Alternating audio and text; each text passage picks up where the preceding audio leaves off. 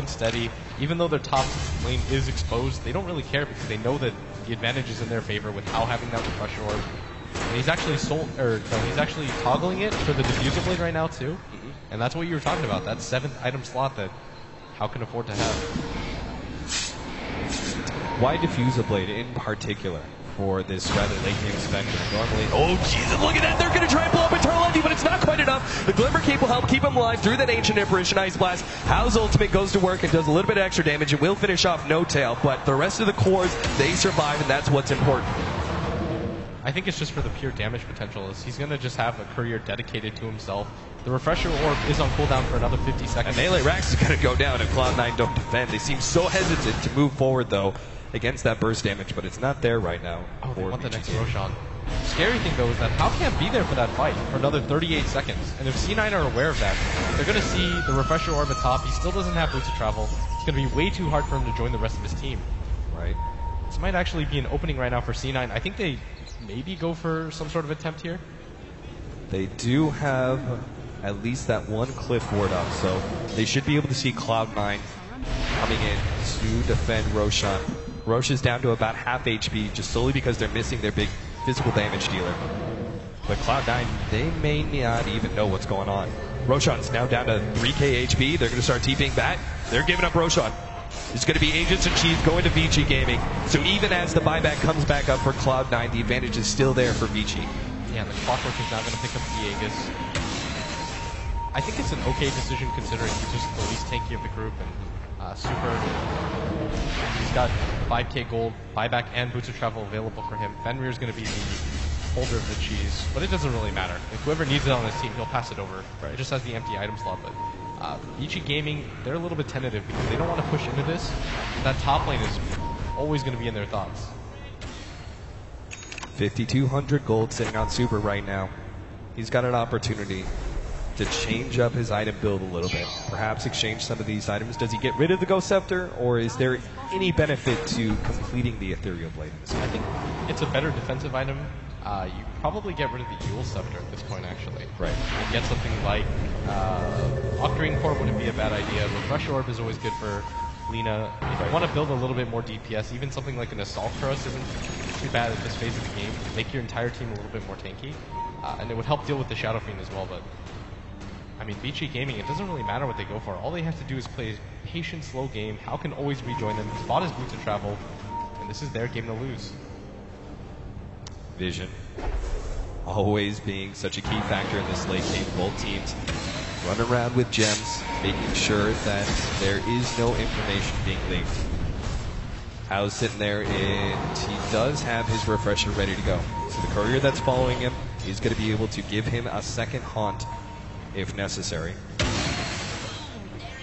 Something a little bit that's causing me a little bit of cause for concern is that there aren't a lot of boots of travels on the side of Vici. I guess the only one really missing it is Rubik and Super, but Super doesn't have a TP either. He doesn't have a TP scroll, he doesn't have boots of travel. I think this is a huge mistake because if C9 just decide to go for an all-out push, he's not going to have enough time to respond. You see him throwing down spells on the ground in anticipation of this, but they have to be a little bit more careful about this. You have 6k gold, you're not buying anything, you might as well at least get the travels. Yeah, I'm really concerned that they're just letting creeps actually cut down that backdoor protection right now. Now, Hao actually pops his ultimate Eternal Envy, he's been picked. He goes down, that is a huge pickoff, he's down for 90 seconds. And now they just found more, Misery's gonna go down as well. Easily run down, picks up the gem. Two gigantic pickoffs, one of which does have a buyback. Misery, though, does not. Yeah, that might actually just be their signal to go now. Get the boots of travel onto Super, then just decide to go for the push. You've got 6,700 gold on him. The entire team can buy back, travels in. And Vici Gaming effectively have 10 lives to work with here. Insane amount of defense, so they push back that bottom lane. Top and middle are still in a good position, so there's not many opportunities for Cloud9 to go for the complete backdoor. Yeah, and boots of speed have been dropped down on the ground. Okay, FY's just got casual boots and then bought another pair of boots and dropped them. Alright, Fadas seems to be banking on the buyback TPN from Boots of Travel level 2. There is actually a decent chance that C9 still win this game though. If they can somehow go for the throne at some point, Like, they can just make a mad dash. This is still possible, but they're going to have to run into 10 lives on the side of Vici Gaming. Melee racks, it seems like it's going to be given up here. Cloud9 are just too close to having those heroes revive. Misery's coming to back up, but they really need to be able to defend top. 20 seconds left for the Gyrocopter. Vici Gaming are trying to force this right here, right now. The tier 3 tower is going to go down to start things off. Another 13 seconds until Eternally Envy is back up. Fada starts challenging Hal a little bit. Let's loose that ultimate just to try and put the damage reduction out there. Oh, what FY! Of course FY would steal that. Yeah, I mean, I don't even know why we're hyping that up at this point in the game. That must have been the third time he stole an SF ultimate. It's just getting ridiculous. Okay. We talk about late game item builds. Blitz, give it to me. Desolator. Eternal Envy. Cheap damage perhaps. FY's going to jump in. Telekinesis on Misery. They're trying to already so low. Force Staff has already brought him low. Glimmer Cape is out there. Missed hook shot. Fada actually trying to get away. Dropping BKB. Flash over the top. He's going to go down. The Supernova is down, but Vici Gaming are going to be able to get back in time. Won't really worry about that one. The buyback is there. Now Bone 7 starts jumping for Vici Gaming. They're going for the end. They're trying to go straight for the throne, but the glyph is there. It's healing up the throne. Oh, this is what they're all trying to take out the throne. They got to get back here. Vici Gaming trying to go for the defense as fast as possible. How? Starts beating up Eternal Envy. There goes that Aegis on. Eternal Envy now pops a BKB and Satanic. Oh, they're still going for it. Fada just playing games, running around the throne as best as possible. Ice. Oh, the backdoor protection. He's going to go down. The backdoor protection is healing up the throne. Fada's left alone. Solo up against Vici Gaming. He will not have the damage. He tries, but it's not going to be there. They both fall, and Vici Gaming in that defense have just sufficiently taken the game. There's no buybacks anymore for C9. I can't blame them for going for that play. That was probably their best shot, but it's just not going to be enough as Vici Gaming. They have so many lives to work with. That's almost 10k built up for Super. Like, he's just taunting them at this point. He's saying, I'm not 6-slotted, but it doesn't even matter. I don't even need travels. I'm so convinced that we've won this game, and how they're going to secure the Mega Creeps before they go for the throne. There's no reason for them to be impatient. 70 minutes in the game. You don't want to throw away this advantage. They're just going to go straight for Mega Creeps and then go for the throne with no buybacks on either of the cores. It's just too difficult. Vici already set up around the throne for this. Mega Creeps are here, and still another 80 seconds on the clock till Fada comes back. Vici Gaming are just taking their time, slowly but surely. Oh, they're going to go relocate play. They're going for it desperately, but they've already called the GG. They know there's no help there. There's no help to be found. Cloud9 will lose game number 1, Vici Gaming. What a comeback. That's the most emotion I've ever seen Hal use. Like, he's going insane right now, like he wants TI again. But that was FY's game. Like, if there's an MVP, no question. You got to give it to him every single question. Just a single game's performance. I'm ready to call him the MVP of this tournament, man. FY, unbelievable play. And what an insane game. A lot to talk about here in just game number 1 between Vici Gaming and Cloud9. So we're going to leave it to our analysts. Look at that guy. He doesn't even look like he's concerned.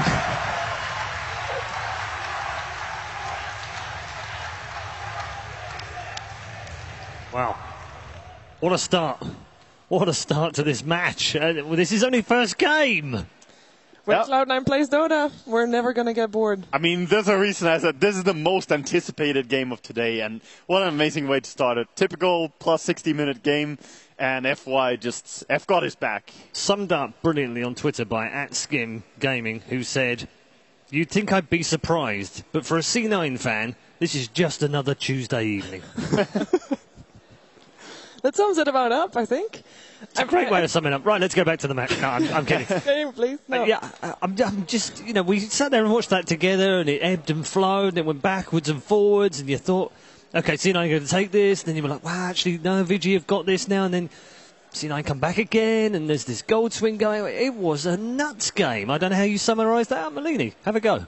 It was pretty crazy. The moment Vici started coming back was when they got 2 scepters, and that rendered like all of Wisp heals useless, like the Helmet Dominator useless. I don't even know why he got a Satanic, and of course FY, he stole that egg, and then after that I think they like 4-1'd Cloud9, and then after that things just started getting really hectic, and Cloud9 is like, oh crap, we better end this fast, and Vici's like, oh, we can actually win the game now and come outside of our base. I mean, the fights were just going out of control. The Rubik was solo killing Phoenix. He was doing everything in these fights for Vici Gaming. Spectre had her Radiance, but in the first few fights where she had Radiance, Rubik was the one who actually carried them.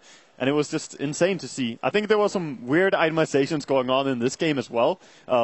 Matt, you caught up on some of that, but I was really surprised by the casual soul booster from Bone 7. I thought it was an Octarine, and then it ended up being just that. And I thought it was a bit weird. He sold it. And he sold it. Like I was a bit confused. You know, it was maybe a bit too next level for me, but I didn't really understand what happened. But no, you know, we've been talking about the anti-mage, and we're like, you can't afford to lose the fight. But I mean, if there's a hero that's even worse, it's Spectre Radiant. You don't want to lose the fight with Spectre Radiant. You know, it's always the same games. You know, it goes up. He gets Radiance, you fail, it goes down, and you lose.